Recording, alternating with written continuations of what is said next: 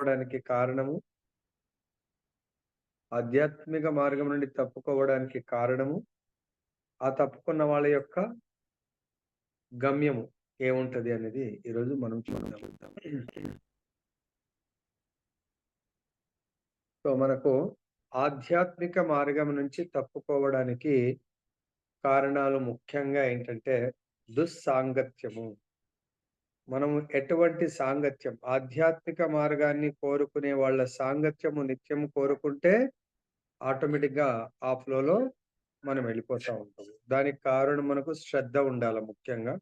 ఆధ్యాత్మిక మార్గం నుంచి నేను నడుస్తున్న మార్గం పట్ల మనకు విశ్వాసం ఉండాలా, శ్రద్ధ ఉండాలా. ఎప్పుడైతే మన యొక్క శ్రద్ధ ఫుల్ 100% మనకు నాకు ఈ సాధు సాంగత్యం కావాలి అనే శ్రద్ధ ఉంటే తప్పకుండా ఆధ్యాత్మిక మార్గంలో ఉంటాం. మన శ్రద్ధ కొంచెం వీక్ ఉందనుకోండి, లైక్ మనం గూడా చూస్తా ఉంటాం వరదలొచ్చినప్పుడు సో, ఆ ఇండ్లేమన్నా చాలా వీక్‌గా ఉన్న ఇల్లు స్పెషల్‌గా ఇలా ఫుల్ హెవీ రెయిన్ పడితే ఏం గాదేమో. స్పెషల్‌గా ఈ మట్టి గోడలు అవి వీటితో కట్టినవి ఇలా రోజు ఒక 5, 6 రోజులు చాలా సన్నగా వర్షం పడుతుందనుకో ఆ గోడలు నాని టప టప టప కూలిపోతాయి. ప్లస్ నది పరివాహక ప్రాంతంలో చెట్లు కొన్ని వీక్ ఉన్న చెట్లయితేనేమో ఆ వరదకు కూలిపోయి కొట్టుకొని వెళ్ళిపోతా ఉంటాయి. చాలా పెద్ద చెట్లు లోపలికి వేర్లు వెళ్ళిన చెట్లు అలానే ఉండిపోతాయి గానీ వెళ్ళవు. అట్లా మన యొక్క శ్రద్ధ, భగవంతుని యొక్క సాధు సంఘం, భజన క్రియ పట్ల మన శ్రద్ధ ఎంత అచంచలంగా ఉంటుందో, ఎంత స్థిరంగా ఉంటుందో, దృఢంగా ఉంటుందో, అంత మనము మన భక్తిలో మనం పతనం కాకుండా ఉంటాము. పతనం అవ్వడానికి ఏంటంటే మెయిన్ కారణము మనము ఇక్కడికొచ్చింది ఇంద్రియాలకు మాస్టర్ అవ్వడానికి. ఇంద్రియాలకు దాసుడవ్వడానికి కాదు. అందరం చెప్పడానికి మాత్రం థియరిటికల్ నేను ఇంద్రియాలకు స్వామిని అంటున్నాం. సపోజ్ ఎవరన్నా అలా రోడ్డు మీద ఎళ్తూ ఏదన్నా తినాలనిపించిందనుకోండి, మన నాలుకంటే అది చాలా బావుంటది తీసుకో అంటే, పక్కన అది తీసుకొని ఇలా తీసుకొని నోటికి అందించి తిన్నదనుకోండి, అప్పుడు మనము ఈ నాలుకకు దాసులమైతున్నాం. సపోజ్ ఏదో ట్రైలర్ మంచిగొచ్చింది మొబైల్‌లో అది పనికిరానిది. మనకేం భౌతిక విషయాలు. అది అరే! ఇంకా చూద్దామని జెప్పేసి మొబైల్‌లో యూట్యూబ్‌లో ఇలా కొట్టింది. ఇంకొకటొస్తుంది. అలా అప్పుడు మన కళ్ళు దేనికి మన కళ్ళకు బానిసలైపోయాము. ఆ టీవీకి టీవీలో వచ్చేదానికి దాసులమైపోతున్నాం. మన సమయము పొద్దున పూట మనం అంటే మన యొక్క షెడ్యూల్ ఒకటి ప్రిపేర్ చేసుకున్నాము. ఆ షెడ్యూల్ ఏంటి? ఆధ్యాత్మికమైనటువంటి షెడ్యూల్. ఆ పొద్దున లేవాలి అంటే రాత్రికి తొందరగా పడుకోవాలి. రాత్రి మనము ప్రజల్ప సో, మామూలు వాళ్ళతో మనం అటు ఇటు దావత్‌లకి వెళ్లి రాత్రి 10, 11, 12, 1 గంట అయిందనుకోండి. పొద్దున నేచురల్‌గా లేవలేము మనం. అప్పుడేమైంది మనకు మన ప్రోగ్రామ్ షెడ్యూల్ అంతా గూడా ఈరోజు ఒకరోజు బాగా వెళ్ళాము. చాలా మంచిగా అనిపించిందక్కడ. అంటే భౌతిక 100 ఐటెమ్స్ ఉంటాయి. దాంట్లో కొన్ని లేవండి ఈళ్ళ ఏమి ఉల్లిపాయ ఉండదు తినొచ్చు. ఓహ్! అక్కడ మనకి ఎక్స్‌క్యూజ్ దొరుకుతది. ప్రసాదమని గురువుగారు చెప్పలేదు అనుకుంటారు. కానీ మనం క్లియర్‌గా చెప్తున్నాం. యజ్ఞశిష్టాశినస్తంతో ముచ్యంతే సర్వ కిల్బిషయే భుంజతే తే త్వగం పాప ఏ పచంతి ఆత్మ కారణాత్ ప్రసాదం మనం ఈరోజు పొద్దున గూడా వచ్చినట్టుంది.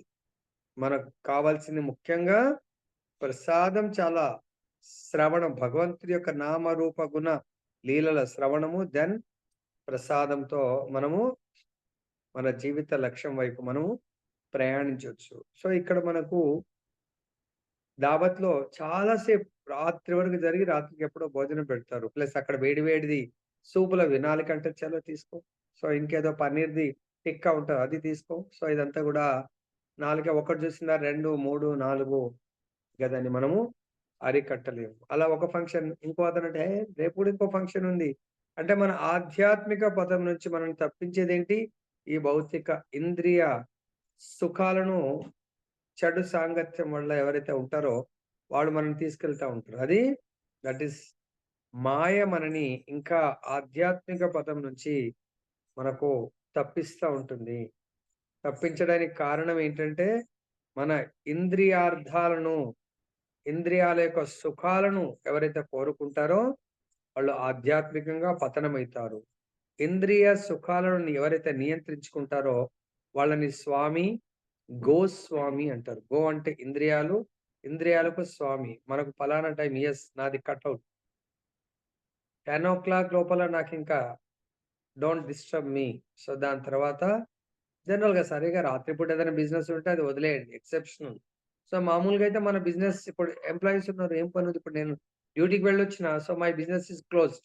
Material business closed. Spiritual business started at 6:30. వచ్చాము, పూజ చేసుకున్నాం. భగవంతుడికి ఈవినింగ్ మళ్ళీ ఆరతి చేశామా? భగవంతుడి యొక్క కథామృతం అయిపోయిందా? కొంతసేపు ఇంకా రేపటిది ప్రిపరేషన్ లేకుంటే ఇంకేదైనా చేసుకుంటామా? 9:30కి క్లోజ్. 10:00 మన బిజినెస్ భౌతికమైన ఈ రోజుకు భౌతికమైనటువంటి బిజినెస్ ఎండ్. అంటే మనం ఒక ఆహ్, నిష్టతో ఒక నిర్దేశమైనటువంటి ఓ షెడ్యూల్‌తో మనం ప్రయాణం చేయాల. లేదైతే ఇప్పుడు suppose any journey, train journey ఇన్ని కిలోమీటర్లంటే ఇన్ని అవర్స్‌లో చేరుతుందని ఆల్రెడీ మనకు జెప్తారు. అంటే ఆ ట్రైన్ నడిపే వాడికి ఆ షెడ్యూలు నేను ఇక్కడి నుంచి బృందావన్ వెళ్ళాలంటే మథుర 26 గంటలు. 26 గంటలంటే అది 1500 కిలోమీటర్లనుకోండి. ఆ డిస్టెన్స్ బై అది కవర్ చేస్తూ దానికి ఆ స్టేషన్‌లోకి సిగ్నల్ ఇస్తా ఉంటాడు. వెళ్తా ఉంటుంది. ఎప్పుడైనా అనుకోని పరిస్థితి లేట్ అవుతుంది కదా! జనరల్‌గా అని అలా. అదే విధంగా ప్రతి దానికి మనం పలానా దగ్గరికి ఇలా వెళ్ళాలంటే గూగుల్‌లో మనకు లొకేషన్ కొడితే మనకది చూయిస్తా ఉంటది. ఇంకా ఇంత టైంలో చేరొచ్చు. ఎందుకంటే ట్రాఫిక్ గూడా కాలిక్యులేట్ చేస్తా ఉంటది. సో, ఆ ట్రాఫిక్ పలానా దగ్గర ఈ ట్రాఫిక్ ఉండొచ్చు. మీరు ట్రాఫిక్ డైవర్షన్ గూడా రూట్ చూయిస్తా ఉంటది గూగుల్. మరి మనం గూడా మన యొక్క జీవన ప్రయాణం, ఆధ్యాత్మిక జీవన ప్రయాణం ముందుకు వెళ్తున్నప్పుడు దాంట్లో ఎన్నో ఆటుపోట్లు, కేవలం ఆటుపోట్లంటే మనకు దుస్సాంగత్యమే. భగవంతుడి యొక్క భక్తి ఇంట్రెస్ట్ లేని వాళ్ళు, భగవంతుడి యొక్క భక్తియుక్త సేవ ఎవరికైతే ఉత్సాహం ఉండదు, ఇంట్రెస్ట్ ఉండదో, వాళ్ళతో వీలైనంత మట్టుకు తక్కువగా ఫ్రెండ్‌షిప్ చేయాల. ఆ ఫ్రెండ్‌షిప్ సెంటిమెంటల్ ఫ్రెండ్‌షిప్‌లో మన యొక్క ఆధ్యాత్మిక పతనం ఖచ్చితంగా జరుగుతుంది. వాళ్ళ గమ్యస్థానం ఏంటి? ఈ శరీరమే దేహాత్మ బుద్ధి. నేను దేహమును అని జీవించటము వాళ్ళ లక్ష్యము. ఆధ్యాత్మికవాదుల లక్ష్యము నేను ఆత్మను, ఆత్మానుభూతి అంటే బ్రహ్మభూత స్థితితో జీవించడము ఆధ్యాత్మికవాదుల యొక్క జీవిత లక్ష్యము. మనమేమో భగవంతుణ్ణి నిత్య నిరంతరము సేవించడము మన లక్ష్యము. వాళ్ళ లక్ష్యము నిత్య నిరంతరము భోగించడము వాళ్ళ లక్ష్యం. మరి అది ఈస్ట్ అండ్ వెస్ట్ లాగుంటాయన్నట్టు. కాబట్టి వాళ్ళతో మనం సాంగత్యం చేస్తే లాభం ఉండదు. మన భక్తి పతనమైతది. వాళ్ళ గోలొచ్చి ఈ దేహముతో ఇష్టమనంత అనుభవించొచ్చు. మన గోలొచ్చి ఈ దేహంతో భగవంతుని ఇష్టమున్నంత మాక్సిమం ఎక్స్‌టెంట్ భగవంతుని సేవించాలి. మనం ఎవరికైనా ఇతరులకు సేవించాలి అంటే మనం త్యాగం జేయాల. మనం భోగించాలంటే మన కొరకు ఇతరులు త్యాగం జేయాలి. కాబట్టి మనం ఆ భగవంతుని, భగవద్భక్తుల్ని సేవించాలి అని ఎప్పుడైతే అనుకుంటావో, మరి మన సమయాన్ని గాని, మన డబ్బుని గాని, మన యొక్క శక్తిని గాని త్యాగం జేయాల. Simple logic. ఓకే. నెక్స్ట్ ఇక్కడ చూద్దామండి.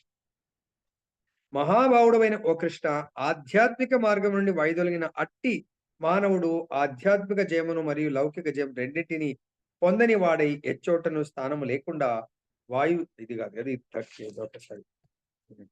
37. అర్జునుడు పలికిన ఓ కృష్ణ, తొలుత ఆత్మానుభూతి మార్గమును శ్రద్ధతో అనుసరించి పిదప లౌకిక భావన కారణముగా దానిని త్యజించి యోగమునందు పరిపూర్ణత్వమును పొందలేని విఫలుడైన యోగి గమ్యమెట్టిది. అర్జునుడు ప్రశ్నిస్తున్నాడు. మనలాగా మనం గూడా మన జీవితంలో అయితే తొలుత కంప్లీట్ లౌకికం, భౌతికంగా ఉండే ఇప్పుడిప్పుడు ఈ మధ్య మనందరం ఆధ్యాత్మిక మార్గంలో ప్రయాణం చేస్తా ఉన్నాము. ఆత్మానుభూతి మార్గంన శ్రద్ధతో మనం చేస్తున్నాము. కానీ ఏదో ఒక సమయంలో మనకు లౌకిక ఆ! అంటే కామ్య కర్మల వల్ల మనము దీంట్లోంచి పతనమై, విఫలం చెంది ఆ!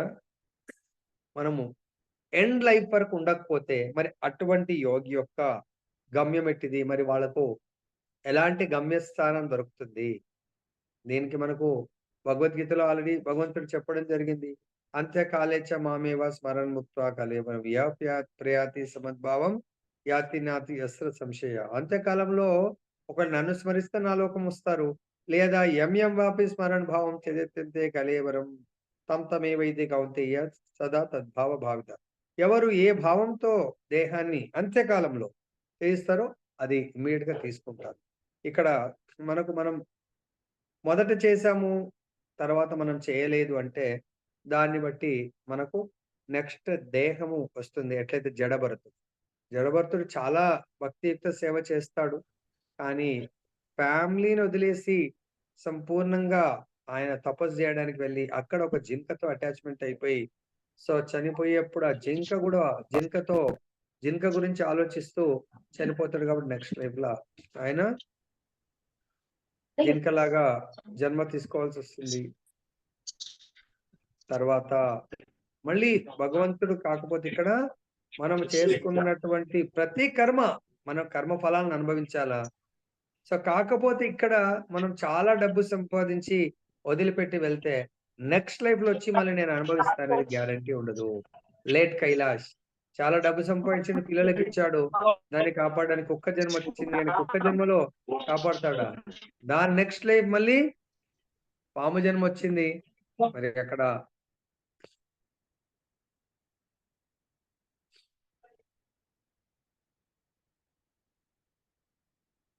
సో, కాబట్టి ఇక్కడ మనకు అందు గురించే వాళ్ళు అటువంటి విఫలమైన యొక్క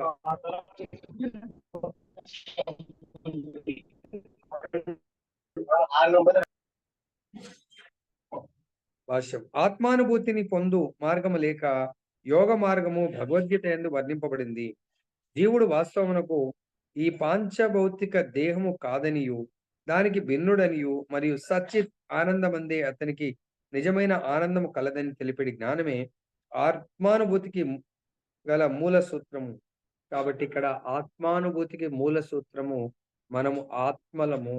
ఆత్మ యొక్క స్థితి సచ్చితానంద స్వరూపము. మనము దేహము కాదు అని జెప్పేసి దీనికి మూల సూత్రం. ఆ జ్ఞానమే ఆత్మ. నేను ఆత్మను అనే జ్ఞానమే ఆత్మ అనుభూతి దానికి మూల సూత్రం అంటున్నాడు.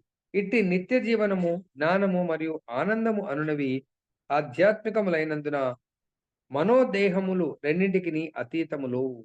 సో, కాబట్టి సచ్చిదానందం అంటే సత్ అంటే శాశ్వతము అంటే నిత్య జీవనము. చిత్ అంటే జ్ఞానము మరియు ఆనందం అంటే ఆనందమయమైనటువంటిది. ఈ 3 గూడా 3 సచ్చిదానందం అనేది ఆధ్యాత్మికంలో కాబట్టి, మనస్సు, దేహము భౌతికం కాబట్టి ఈ రెండిటికి అతీతములు అని చెప్తున్నారు. మనస్సు, దేహం అనేది భౌతికము. సచ్చిదానంద ఆత్మ అనేది ఆధ్యాత్మికము. కాబట్టి ఈ రెండిటికి పొంతన ఉండదు. ఇట్టి ఆత్మానుభూతిని జ్ఞాన మార్గం ద్వారా, అష్టాంగ యోగం ద్వారా, లేక భక్తి మార్గం ద్వారా కానీ పొందవచ్చు. సో, ఈ ఆత్మానుభూతిని 3 మార్గాల ద్వారా జ్ఞాన మార్గము, ధ్యాన మార్గము లేదా భక్తి మార్గం ద్వారా పొందొచ్చు. ఈ మార్గములన్నీ గూడా అన్నిటి యందు గూడా జీవుడు తన నిజ స్థితిని మరియు తనకు భగవంతుతో గల సంబంధమును పునరుద్ధరించుకొని కృష్ణ చైతన్య స్థితి అందలి అత్యున్నత పరిపూర్ణత్వపు స్థితిని సాధించుటకు కావలసిన కర్మలను ఎరగవలసి ఉన్నది. కాబట్టి ఈ 3 మార్గాల్లో గూడా జీవుడు తెలుసుకోవాల్సిందేంటంటే, తనకు భగవంతుడికున్నటువంటి సంబంధము, మరి ఆ సంబంధముని తెలుసుకొని దాంట్లో మనము జీవించాల్సుంటుంది. ఆ సంబంధం అంటే నా యొక్క కర్మ. భగవంతుని సేవించడమే నా యొక్క ధర్మము. సో, ఆ కర్మ భక్తియుక్త సేవ అనే కర్మని నేను తెలుసుకోవాలి. పైన పేరు ఒకసారి మ్యూట్ ఆన్ చేయండి గురుగారు. పైన తెలుపబడినట్లు ఈ 3 మార్గంలో దేనిని అనుసరించినను శీఘ్రముగానో లేక ఆలస్యముగానో తప్పక మానవుడు పరమ లక్ష్యమును పొందగలడు. ద్వితీయ అధ్యాయమునందు ఆధ్యాత్మిక మార్గమున చేయబడు స్వల్ప ప్రయత్నము కూడా ముక్తికి ఎంతగానో తోడ్పడగలదని తెలుపుతూ శ్రీకృష్ణ భగవానుడు ఈ విషయంన నిర్ధారించి ఉన్నాడు. ఈ 3 మార్గములలో భక్తి యోగ మార్గము ఈ యుగమునకు మిక్కిలి అనుకూలమైనది. ఎందుకనగా భగవద్ అనుభూతిని పొందుటకు అది మిక్కిలి ప్రత్యక్షమైన పద్ధతి. భగవానుడు గతమునందు తెలిపి ఉన్న విషయమును తిరిగి నిర్ధారించుకొనుట కొరకై అర్జునుడిచ్చట ఈ విధంగా ప్రశ్నించుచున్నాడు. ఎవరైనను ఆత్మానుభూతి మార్గమును హృదయపూర్వకంగా అంగీకరించినను జ్ఞానయోగ పద్ధతి మరియు అష్టాంగ యోగ పద్ధతి ఈ కాలమునకు మిక్కిలి కష్టమైన విధానములై ఉన్నవి. కనుకనే ఈ మార్గములందు నిరంతరముగా ఎన్ని యత్నములు చేసినను అనేక కారణముల చేత మానవుడు విజయమును సాధింపలేకపోవచ్చును. మొట్టమొదటి విషయమేమనగా మానవునికి ఈ విధానము అనుసరించుట యందు తగినంత శ్రద్ధను కలిగి ఉండకపోవచ్చు. అంతేకాకుండా ఆధ్యాత్మిక మార్గమును అంగీకరించుట అనగా దాదాపు మాయాశక్తిపై యుద్ధము ప్రకటించుటయే అగును. దానికి ఫలితంగా ఎవరైనను అట్లు మాయాశక్తి బంధముల నుండి తప్పించుకొనుటకు యత్నింపగనే మాయా వివిధములైన ఆకర్షణలచే సాధకునికి అపజయమును కలిగించుటకు యత్నింపవచ్చును. వాస్తవమునకు బద్ధజీవుడు భౌతిక ప్రకృతి త్రిగుణములచే అప్పటికే ఆకర్షింపబడి ఉండుట చేత ఆధ్యాత్మిక నియమములను అనుసరించు చిన్నప్పటికి తిరిగి మాయలో పడుటకు అవకాశము కలదు. ఇది ఆధ్యాత్మిక మార్గం నుండి పతనము నొందుట అనబడును. ఈ విధంగా ఆత్మానుభూతి మార్గం నుండి వైదొలుగుట వలన కలిగేటి ఫలితం తెలుసుకున్నటకు అర్జునుడు ఉత్సాహపడుచున్నాడు. సో ఈ 3 మార్గాల ద్వారా మనము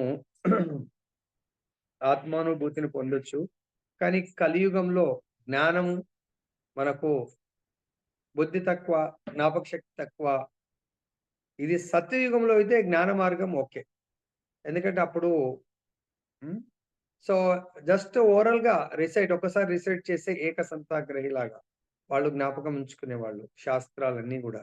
కానీ కలియుగంలో జ్ఞాన మార్గం గూడా కష్టము. తర్వాత ధ్యాన మార్గం గూడా ధ్యానం అంటే కొన్ని వేల సంవత్సరాలు తపస్సు చేయాల.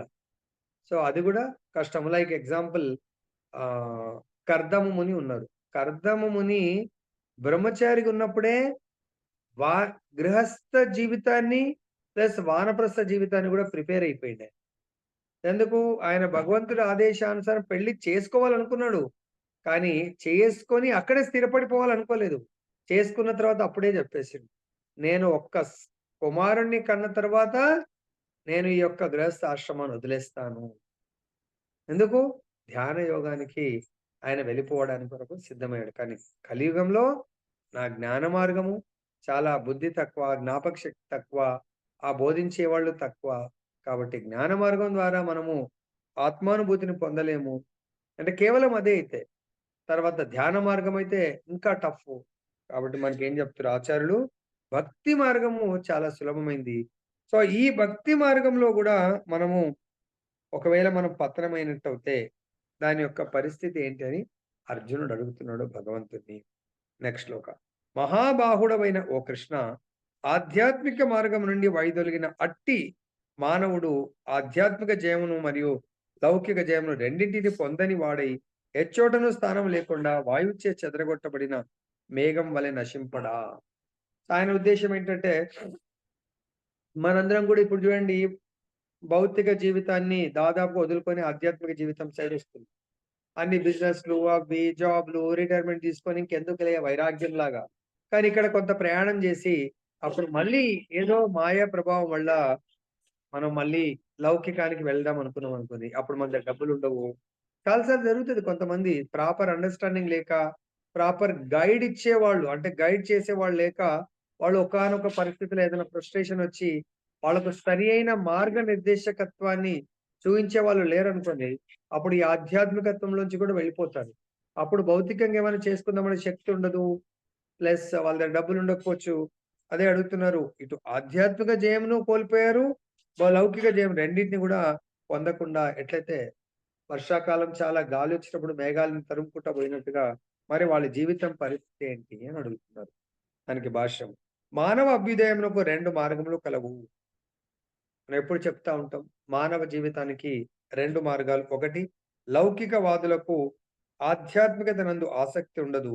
కనుకనే వారు ఆర్థిక అభివృద్ధి ద్వారా లౌకిక పురోగతిని పొందుటయందు గాని, తగిన కర్మల ద్వారా ఉన్నత లోకం చేరుటయందు గాని ఆసక్తిని కలిగి ఉందురు.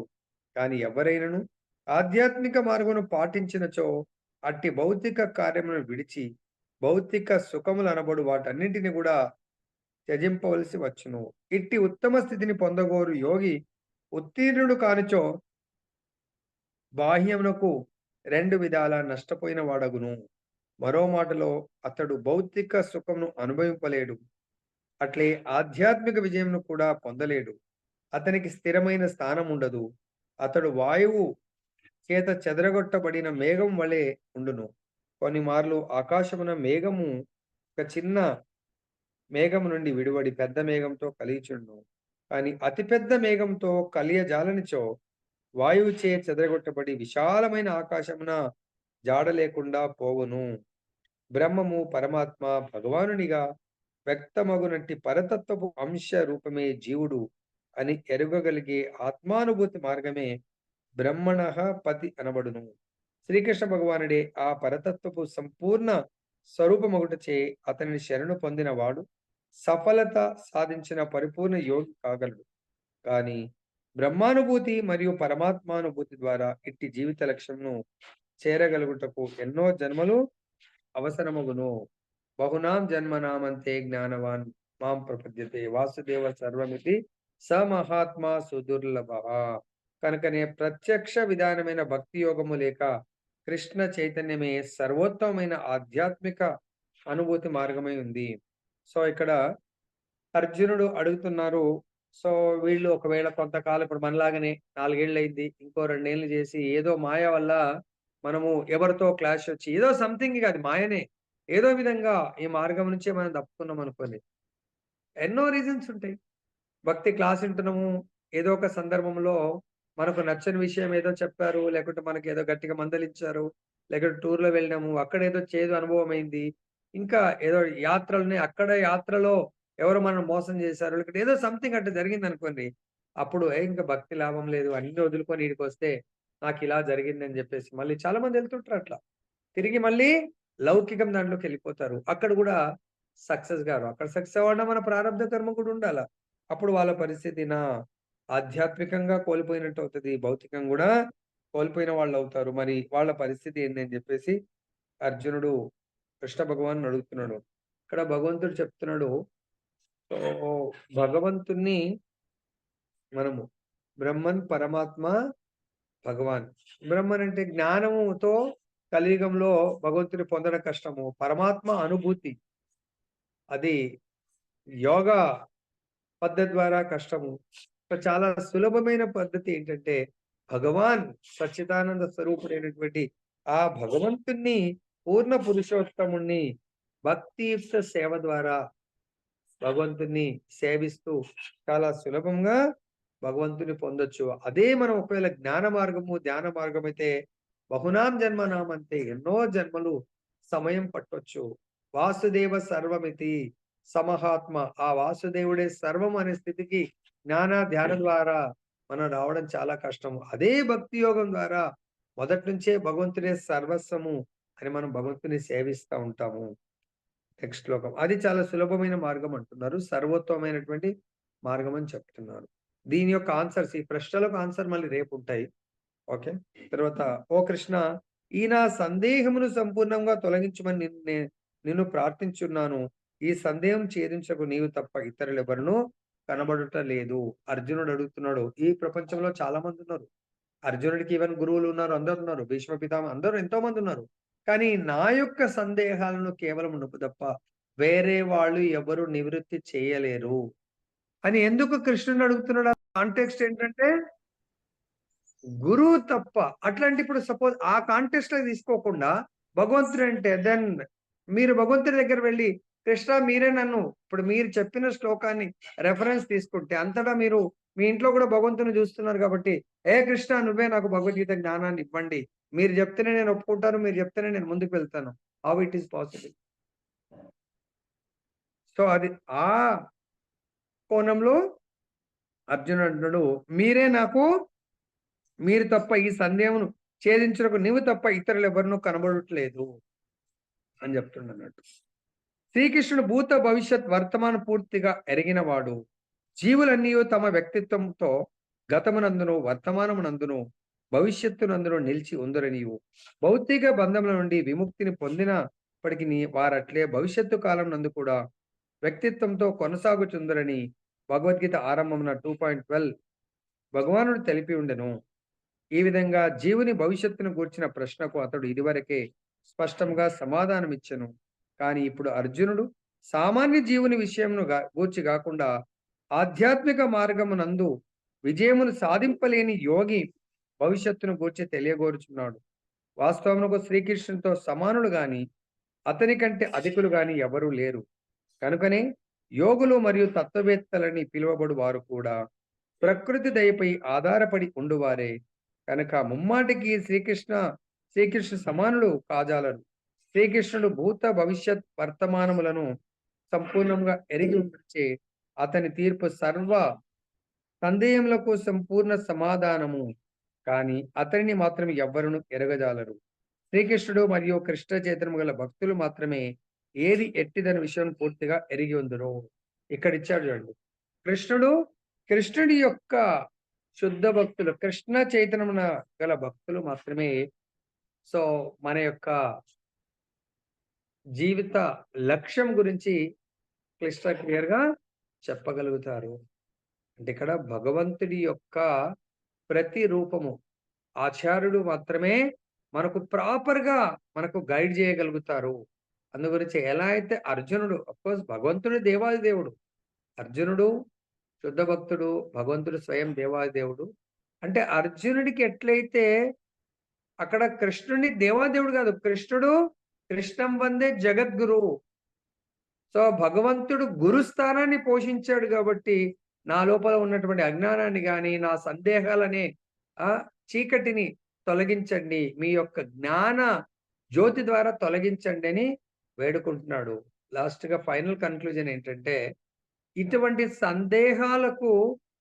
సందేహ నివృత్తిని కేవలం భగవంతుడు గాని ఆ భగవంతుడి యొక్క కృష్ణ చైతన్యంలో ఉన్నటువంటి భక్తులు లేదా ఆచార్యులు మాత్రమే ఈ విషయాలను పూర్తిగా ఎరిగి ఇతరుల యొక్క సందేహాలను తొలగించగలరు అని మనము అర్థం చేసుకోవచ్చు.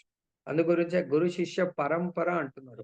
గురు శిష్య పరంపరలో వచ్చిన వాళ్ళ బిజినెస్ కేవలము భగవంతుని ఫోకస్ చేసి yes I am the servant of servant దాసుని భగవంతుడు మాత్రమే యజమాని అని ఫోకస్ చేసేవాడు నిజమైనటువంటి గురువు, నిజమైనటువంటి జ్ఞానాన్ని మనకు బోధించగలడు. ఎటువంటి పర్సనల్ స్వార్థపూరితమైనటువంటి ఎటువంటి ఆలోచనలు లేకుండా, ఎటువంటి నేను యజమానిని కావాలి,